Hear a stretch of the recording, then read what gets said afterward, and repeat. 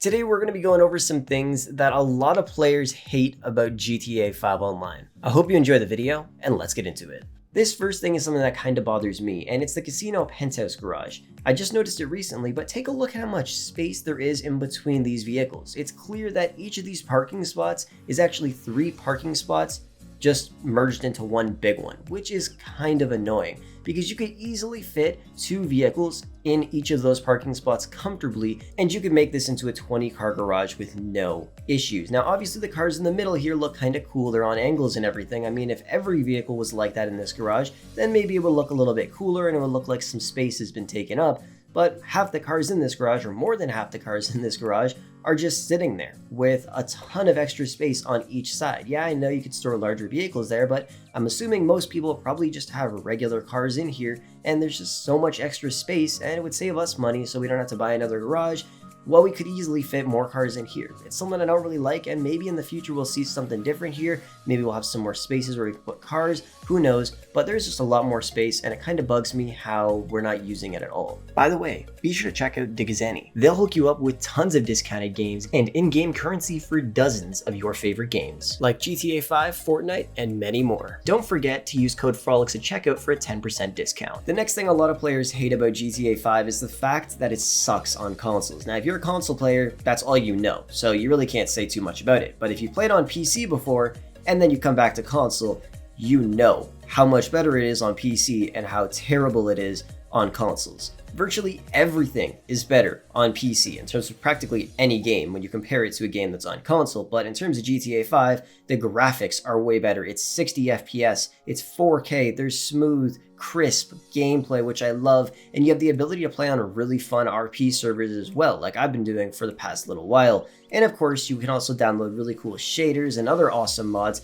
For example, LA Roads is a simple mod that you could download that takes like 2 minutes, and then it just makes all of the roads in GTA 5 look extremely realistic like it does in Los Angeles, which I absolutely love. It's a simple mod, and honestly, after playing a week on PC and then I go back to console, it's like playing on PS3 and Xbox 360 again, and I'm being dead ass. It really feels like that. Just the quality of the game is not as good on console, and obviously Expanded and Enhanced is going to be coming out very, very soon for GTA 5 on consoles, and as we know, it's not coming out on PC, which honestly kind of sucks. A lot of people are really hyped for it to come out on PC because a lot of people just don't own consoles because they know PC is a lot better for gaming, which I now 110% agree with. But honestly, hopefully it ends up bringing the PC experience of GTA 5 to console because I would honestly love it. I love playing on my PS5, but when it comes to GTA 5, the quality of the game just is not that great, and it is much better on PC. The next thing a lot of people don't like about GTA 5 is the interactive content. Compared to many other games, GTA 5 is lacking on this. There just isn't enough of it. For example, if you go up to an NPC,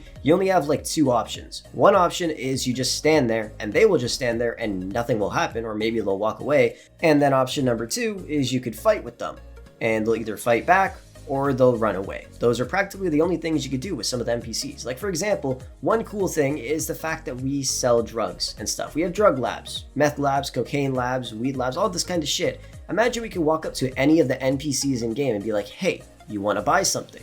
And then there would be a couple things that could happen. They'll either say yes, and they'll buy some, and you would make a small profit, which would obviously be another way that you could make income in the game by just going around town and just selling some of the shit that you make off of your businesses. Or they'll say no, and obviously then you'll just walk away. And then another option is, imagine if some of them are actually undercover cops and there's units nearby on standby. So then when you offer it to them and make the sale, you'll then instantly get stars and realize you just sold it to an undercover cop, and then you'll have to escape the police. It would just be a fun little experience to have in GTA 5 because right now, all of the NPCs don't do anything. Like I said, some of this interactive content would be amazing, and obviously there's a ton of other stuff they could add with this, but right now they're lacking on it, and I know a lot of people really don't like that. So maybe when Expanded and Enhanced comes out, we'll see something like this, or who knows, maybe in GTA 6, but right now they're lacking, and they really got to do something about it. The next thing a lot of people don't like about GTA 5 is building interiors. We don't have too much of them. In GTA 5, like I said, we have many different types of businesses,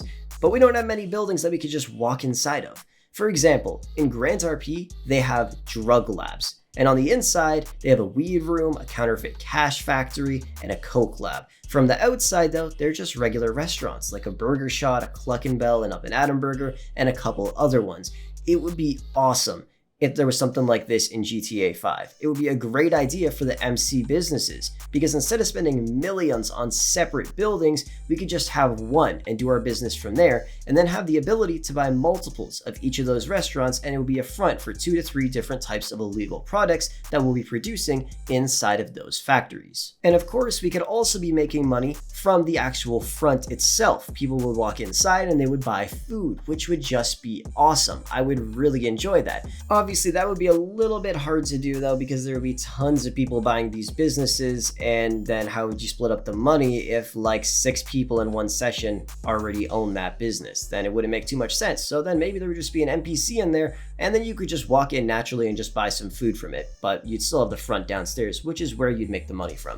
It would be awesome. And like I said, we don't have too many interiors, and this would allow us to go inside of these restaurants. It would open up new interiors throughout the city, and I think it would be absolutely awesome. The next thing not a lot of people love about GTA 5 is shark cards and the cost of vehicles. The cost of a shark card wasn't bad back in the day. It was realistic. You could buy the $100 $8 million shark card and go on a huge spending spree, buying multiple cars, a house, clothes, guns, and a ton of other awesome stuff.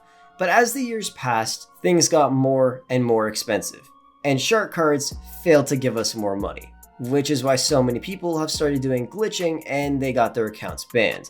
I know a ton of people who would be okay with spending $100 on a game to have the ability to buy all kinds of cool content, but now $8 million won't get you as much stuff anymore if you go and take a look at virtually any of the websites in GTA 5, especially since the cost of in-game items has skyrocketed since 2013. You would assume that shark cards' value would also skyrocket.